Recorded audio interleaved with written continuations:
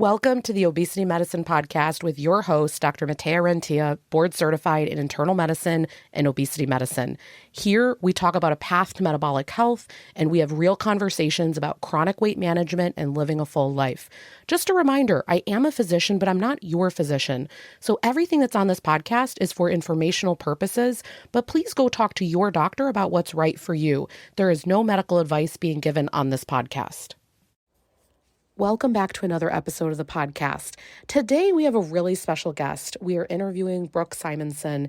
She's a nutrition coach, and I found her months ago when I was just scrolling online, and I have just loved all of her content since. I find that she has a really realistic, sustainable approach. She's got just practical tips that she shares on her social media, and she also has a really great podcast. So today I wanted to bring her on and just kind of pick her brain about sort of where can someone get started if they want to up-level their nutrition, how can you get more protein in the diet, how can you get more fiber, and just how to keep going with a lot of these changes. So if you want to hear about some really simple techniques that you can actively implement starting today, something that I love that Brooke brought up is that really everyone's got the knowledge. It's like we say, everyone knows what to do, but it's the implementing, it's the consistency, it's those places that we really struggle. So if you want help on that, this is a really great 30-minute interview. Welcome, everybody. I'm so excited that we have Brooke Simonson, and she's a nutrition coach. And I actually found you, this was months ago on TikTok, and I just have loved your content for months and months. And so I really wanted to bring you into our community. Can you tell us a little bit about yourself? For sure. So a little bit of background, I haven't always been a nutrition coach. So I actually started out in education. I was a teacher for 12 years. I started out in middle school. I moved to high school. And that was right after college. So I was 22 when I started my teaching career. I taught until I was 34. And throughout that time, I was going through my own struggles with weight gain after college and then doing all of the things to try to lose the weight that I gained after college, going to the gym 6 or 7 times a week, spending a lot of time on the elliptical, doing the latest cleanse or detox of the time, tracking calories, trying to have better willpower, all of the things. And nothing worked. And when I say nothing worked, I mean nothing worked long term. So I would lose 5-10 pounds here or there, but then when I got sick of the restrictive program, whatever it was, I would gain the weight back. And this happened for years and years. And so as I was teaching, I was troubleshooting this and really then decided, there are some people out there. What are these people doing? There are people out there that are able to set up healthy habits, to turn this more into a lifestyle, not a diet. I knew that term existed, right? It's a lifestyle, not a diet. So I'm like, if that exists, there must be people who have a lifestyle that they have created. And so what am I doing wrong?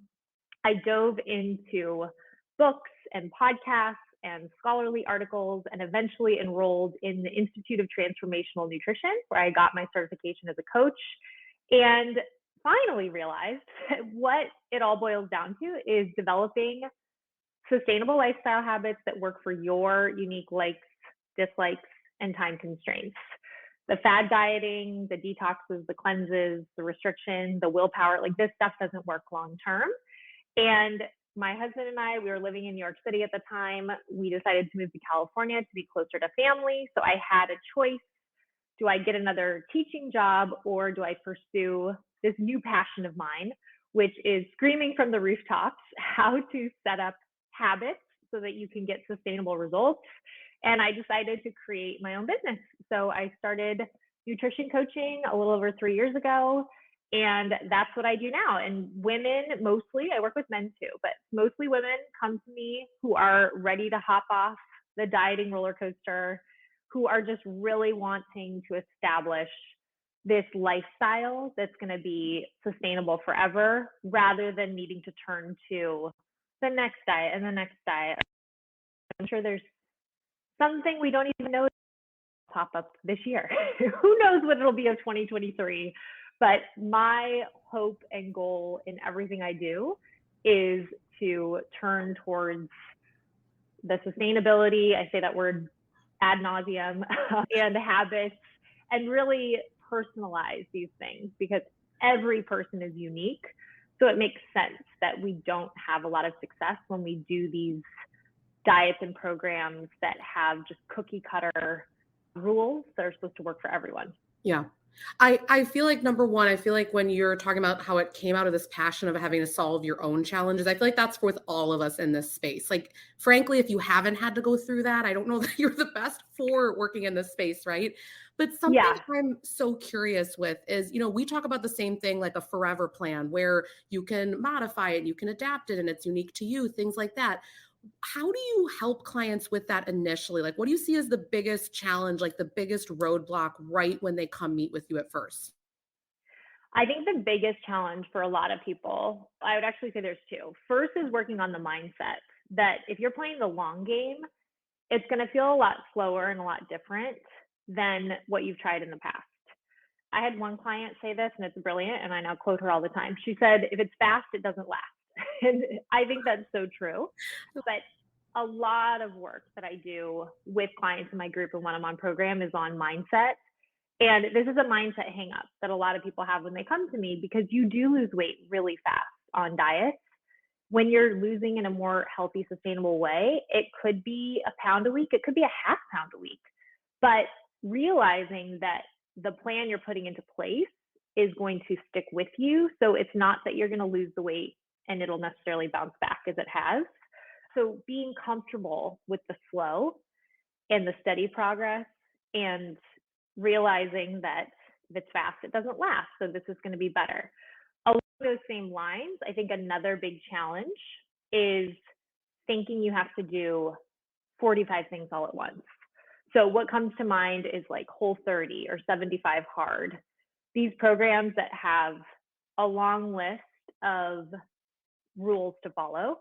And then if you mess up, you have to start over. I remember I did a Whole30 once, and I got a cold. I was teaching at the time. I was sick a lot. I got a cold, and I had started it, and I felt like I was doing really well. And then day 5 or so, I popped a cough drop, and then I was sucking on it, and I thought, wait a second, this has sugar in it, and Whole30 says I can't have any sugar. And so I looked up the rules, and it said on the website, you have to start all over back at day 1 if you have anything on the plan that messes up your Whole30. And so I was just distraught because I thought, oh my gosh, all right, now I'm on day 5. I have to go back to day 1. This is not going to be just a January thing. It's going to go into February too. And then I paused and I was like, you know what, Brooke, this is ridiculous. Like, if you had a cough drop because you're sick, you didn't cause any monumental damage. Everything's going to be fine. So I didn't start back over at day 1. I went through day 30, through the whole thing. But when people come to me, they often feel like they need to cut out all carbs, cut out all sugar, take all the processed foods out of their house, walk 10,000 steps a day. I mean, they think they should be doing all of these things all at once. So when I say we're going to put forth just 1, 2, or 3 small habits each week. So it could be, if you're averaging 4,000 steps a day, you ramp it up to 4,500. It could be, if you are not used to having a fruit or vegetable with lunch, you introduce a fruit or vegetable with your lunch. And those could be the only 2 things that you start with. Or maybe it's also you want to drink more water, so you carry a water bottle with you. And, we work on kind of how can you get more water. But it's slow. So the change is slow, and it's not, people say all the time, oh my gosh, I'm not overwhelmed. I don't feel like this is impossible. So then what am I doing wrong? Because I feel like every diet they've done in the past has been restrictive and awful. And so they feel like if it doesn't feel awful or overwhelming, they're doing something wrong. But actually, that's when you're doing it right. Isn't that shocking that we're so conditioned that we think if you're not feeling wretched, you're doing something wrong? Like, that just shows me how ingrained this diet culture belief is. And when you were talking here, I wrote, 1, 2, or 3 small things each week. I feel like I can breathe when I hear that. Like nowadays when I listen to recommendations, it's like I now have learned if I'm already shut down and we haven't even gotten going, it's not a plan for me. Yeah. And so when you said that, and then you were like, well, actually, to think about your life, it's so good to hear that. So let me ask you, how, let's say that someone's sitting at home and they're trying to DIY this, like they're trying to figure this out for themselves. Where do you think someone like that could start on this journey? Do you have any good books or resources or things that you would point them to? For sure. I would say, honestly, I mean, you could follow my free content and your free content, and we speak about things, right? So I'll post, how to get more protein or vegetables. People typically know deep down, like, oh, an area I am kind of lacking in is the water or the vegetables. We're all pretty self aware. We know what we should do. It's the doing it, the execution part that's hard.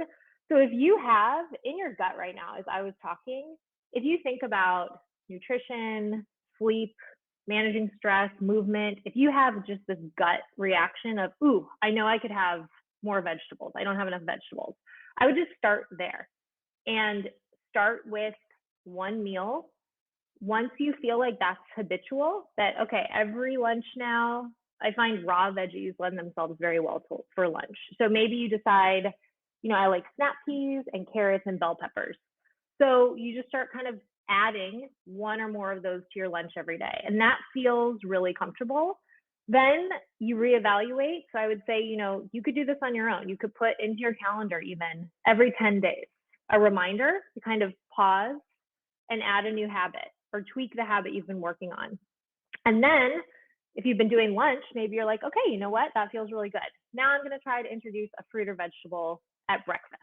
Breakfast, it's probably better. I don't know if it's better, but fruit typically lends itself to breakfast. So maybe you start having a banana or some berries or some fruit with breakfast. And you do that again for about 10 days.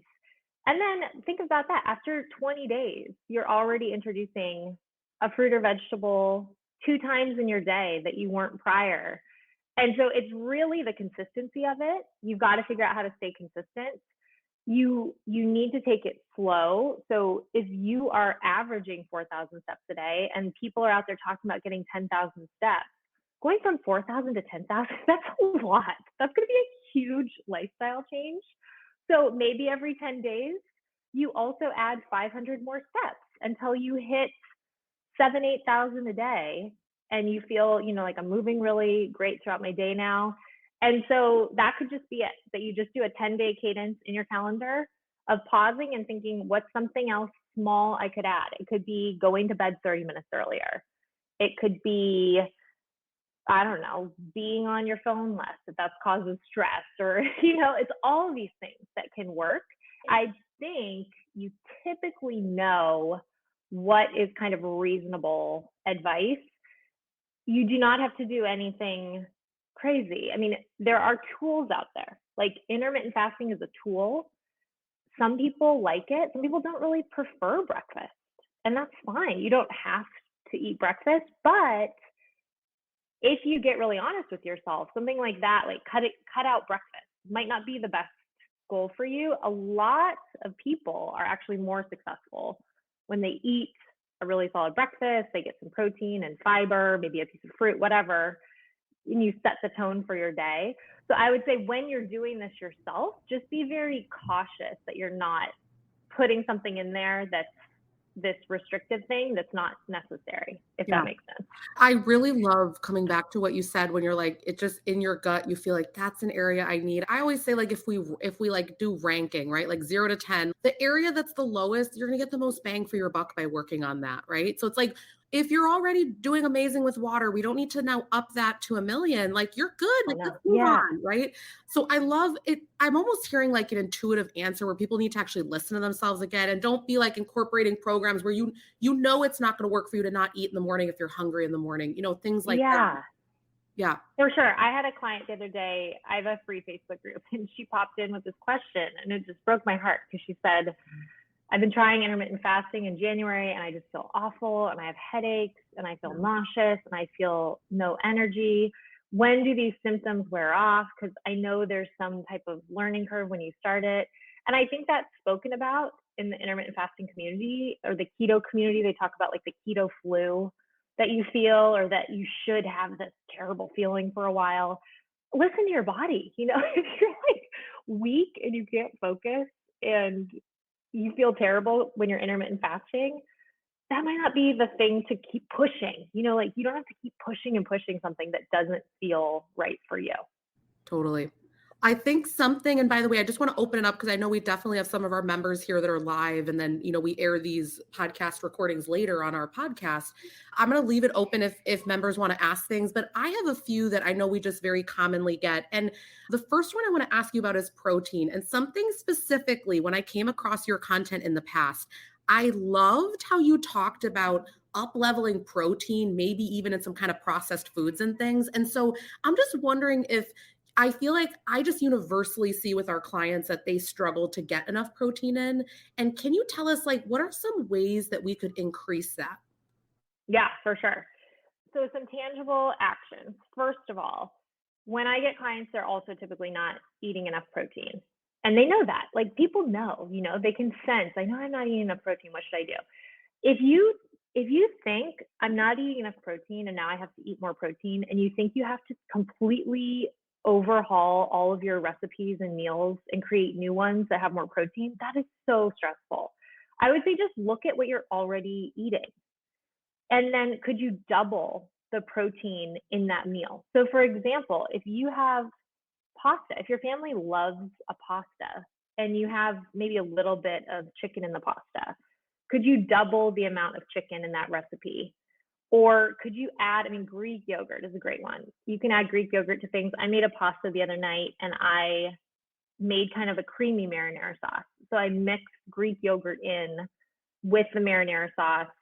I used a pasta that was a little bit higher in protein. I added a rotisserie chicken to it that we just tore up and threw in there. I did like some spinach in it, and it was so filling and delicious. But just little things here and there can really ramp up the protein of any meal. So I would say look at what you're already eating. If you're not in a tracking app and you don't want to track calories, that's totally fine. That doesn't work for everybody. It can be helpful if you just, even on pen and paper, if you just start kind of tracking to see where you're falling in the day, you adjust your protein. So you don't have to track calories. If you get into an app, again, if that's stressful for you, don't go into an app. You could just do it on a piece of paper or a Post-it and keep it in your kitchen, just to get an honest look at how much you're actually eating. And maybe you're eating 30 grams a day, and maybe you should be eating more like 80. And so then you look at your meals.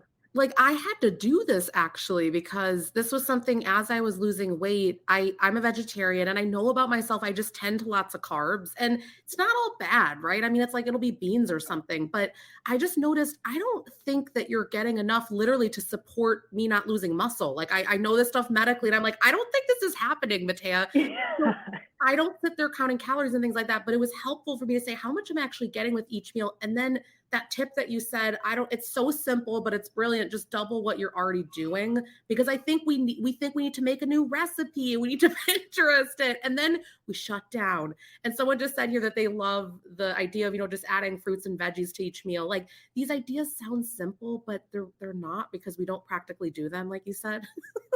Yeah, I think just the additive approach. If you can always just focus on what to add rather than what to cut out or restrict, everything changes.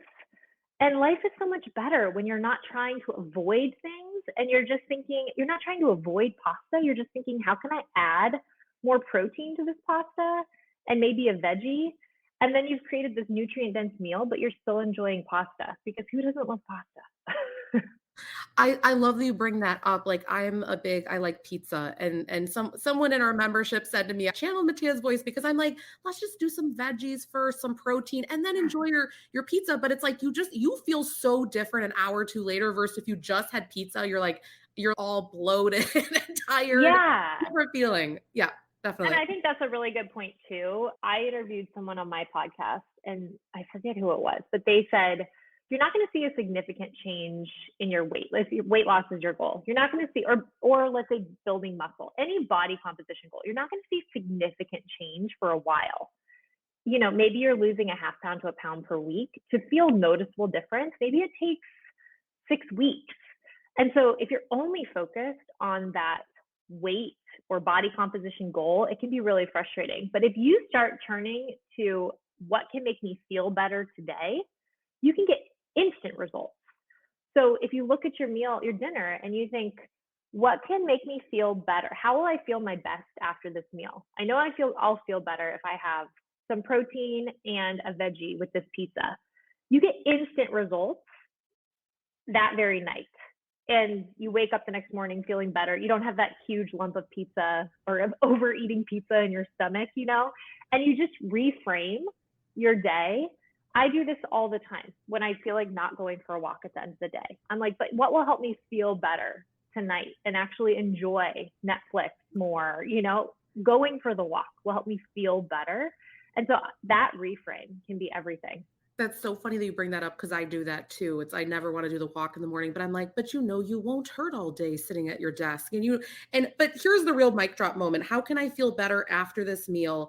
And then when you said you get instant results, that's the mic drop because you get to feel better right now. You don't have to wait for the scale to go down 10 pounds. Because that's what I always say is there are a million things that can improve metabolically and mental health wise when you're doing this. Yeah. But if you need the scale to give you the validation, then you're kind of up a creek and it's not a great scenario. It's not. And I also think understanding that you can reach all of your goals independent of the scale. I think my husband bought a scale because I just saw one in the spare bathroom. I didn't even know we had it, but I didn't own a scale for years and years and years. It's not that the scale causes your weight loss, right? It's like, you don't have to even use it. You can just hide it for a while and just focus on how can I feel better? And the things you're going to do to feel better are going to drive your body composition goals. They're going to help you lose weight. But if you focus on the weight loss only, it's awful. It's frustrating. We need to make a bumper sticker. The scale does not cause your weight loss. It doesn't. Right? Because we're so entangled with that. Everybody's caught up in that. So let me ask you, I feel like if I had to kind of summarize up to now, it's like, look, be reasonable. You do small goals, maybe 1, 2, 3. You keep reassessing maybe every week or 10 days. But here's one of my questions for you. We see, at least within our membership, that there are certain problematic eating things that start to pop out that people want help with. And one of it's always nighttime snacking. So can you tell me, why do you normally see that happening? And then what do you offer for people for advice if that's popping out for them? Often nighttime snacking is because you're not eating enough during the day. And so eating enough could be maybe you're not eating enough calories. Maybe you're not eating enough of the calories that are going to help you feel full. So maybe you're not eating enough fiber. Maybe you're not eating enough protein. So just taking a look at your protein and doing what we said of just kind of jotting down on a Post-it how much you're getting per day and working to ramp it up. Maybe the next one you want to do is fiber. And you start tracking, how much fiber am I actually getting? Are you getting 5 grams? That might not that's not going to fill you up as much as if you're getting 20, 25 grams in a day. And so if you're not eating enough, and especially enough of the right filling foods, you can be very snacky at night. And often people blame themselves or feel bad or wrong if they're hungry at night, but you might just actually be hungry. And so it's amazing what can happen if you start to eat more nutrient-dense foods during the day. The snackiness can just disappear. It's not a problem with you. There's nothing wrong with you. It could just be your body literally screaming because it's hungry. Another issue I see often is people who try to cut out breakfast because they're intermittent fasting. They may feel snackier later. And so I just had a client text me. She's on a work trip and she texted, oh my gosh, because she just started adding a breakfast that has about 25 to 30 grams of protein. And she is just in shock of how much less snacky she is throughout the day, especially after dinner. And now she still wants to eat a little something special after dinner, but she feels so much more in control of it. So it's easier to have about 100 calorie dessert or treat after dinner because she's not ravenous, and to stop there rather than having a 500 calorie dessert or treat after dinner. And I always like to say, eating after dinner is so demonized, but I like to eat a little something. I think it's fun at night to watch Netflix and have a little popcorn or have a yasso bar is our favorite. They're these Greek yogurt bars. They're about 100 calories each. And so that can totally fit into your calorie budget. But what we don't want is that you feel so out of control with hunger after dinner. And so I would really take a look at earlier in the day eating patterns to kind of see if that helps. Yeah. You know what question I have for you? Because this is interesting. Because I tell people this, but I find that it takes a few days for sort of like their hunger to readjust, like for them not to be so hungry at night and to like be okay. How long do you find that that is with clients when they're starting to, like maybe you're trying a new eating pattern? Do you see it's a few days, a few weeks? Like how long until they notice the benefits? It really depends. For some, it can be almost instantaneous. I mean, if somebody's getting 5 grams of protein at breakfast and then they go up to 30, they may see it immediately. If somebody's getting 20 and they get up to 25, maybe that wasn't the issue.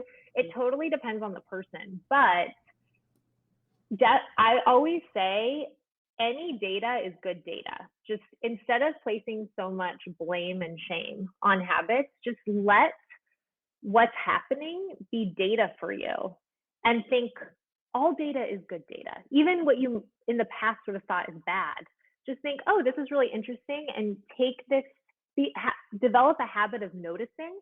Maybe that's even something you want to implement, right? As your 1 or 2 or 3 things you try to implement to work on your mindset. So be in this non-judgmental noticing pattern of just, that's interesting. I was so hungry after dinner. What could have been the cause of that? And try to connect the dots backwards. Other things can contribute, like lack of sleep, high stress. Maybe you had a big workout that day. Like try to connect the dots.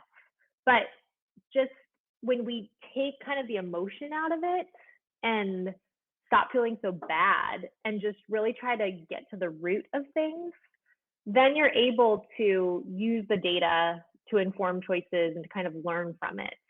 But I don't know if that answers your question. I guess it's hard to say because No, it's just individualized. it definitely answers it because it's a scale of magnitude where you're starting from and where you're going that's going to impact Mm-hmm. that is what I'm hearing.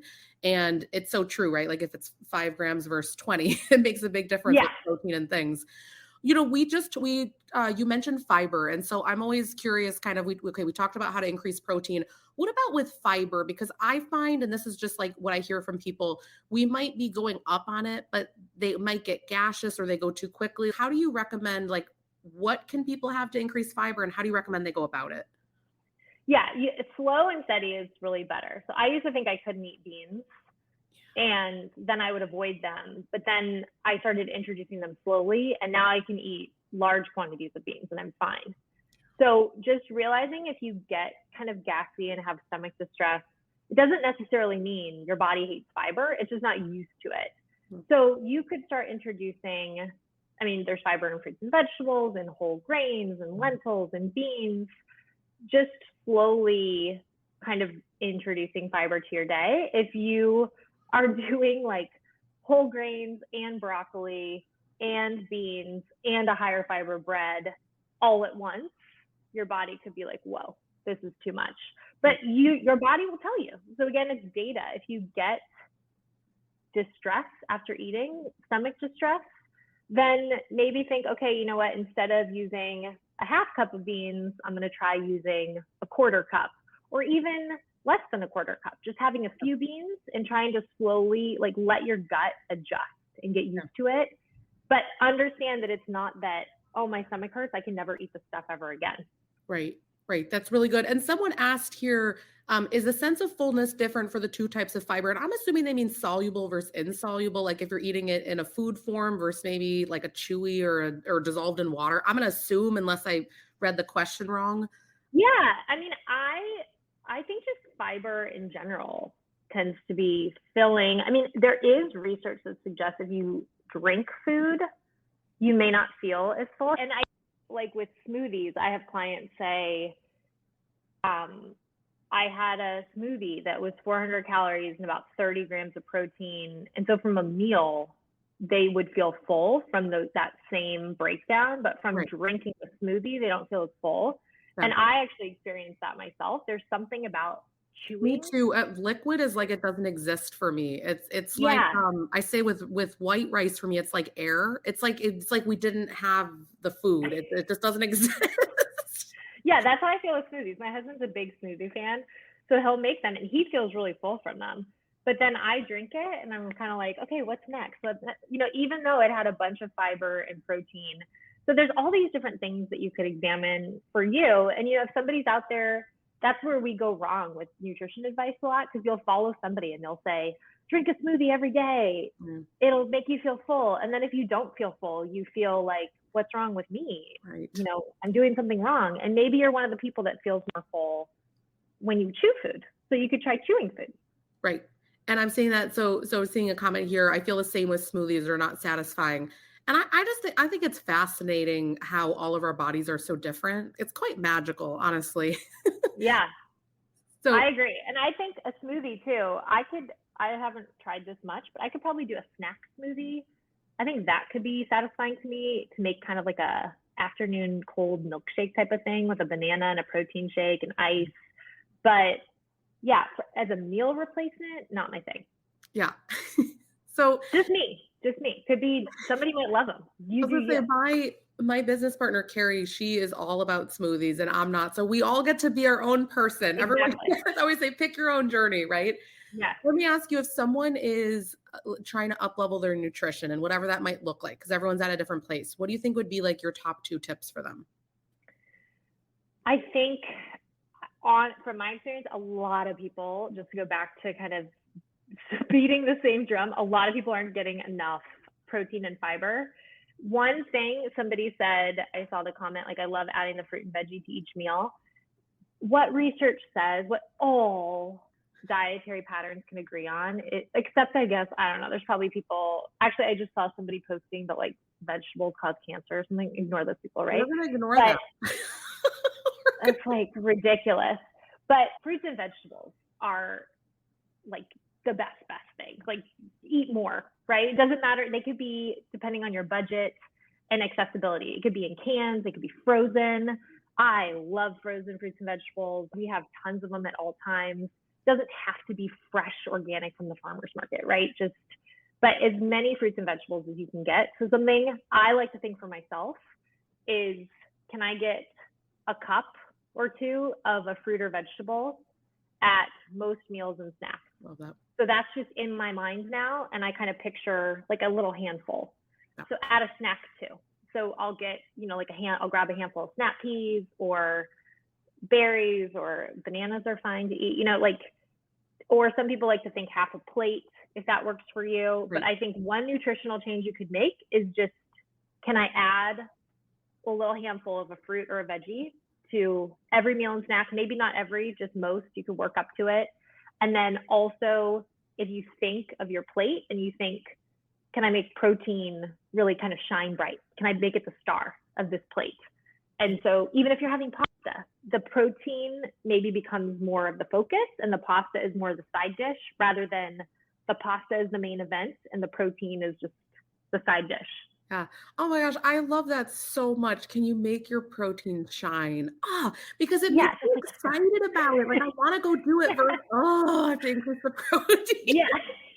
Yeah, it's all about these tiny things. I'll have clients who will say something like, I know this is really stupid, but if I just put my workout shoes next to my desk, I'll go for a walk. And I'm like, that is not stupid. That's brilliant. Because these tiny, I know you're a big fan of Atomic Habits, but these tiny little choices add up. Our brains love to think about protein in a fun way, or to kind of gamify things, make it fun and enjoyable, rather than like, I have to eat more protein. Like, that's not fun. Right. This has all been so good. And I'm just wondering, if people are listening here, they want to find out more about you, your podcast, just everything like that. Can you tell us a little bit about how people can find you? For sure. You can find me at The Health Investment everywhere. So on Instagram, on TikTok, my website is thehealthinvestment.com. If you click through my Instagram or TikTok profile link, there's just some really quick, accessible links on there. I have a $19 hour and 11-minute training that really sets you up for success if you're kind of wanting to DIY this on your own. I have a free guide.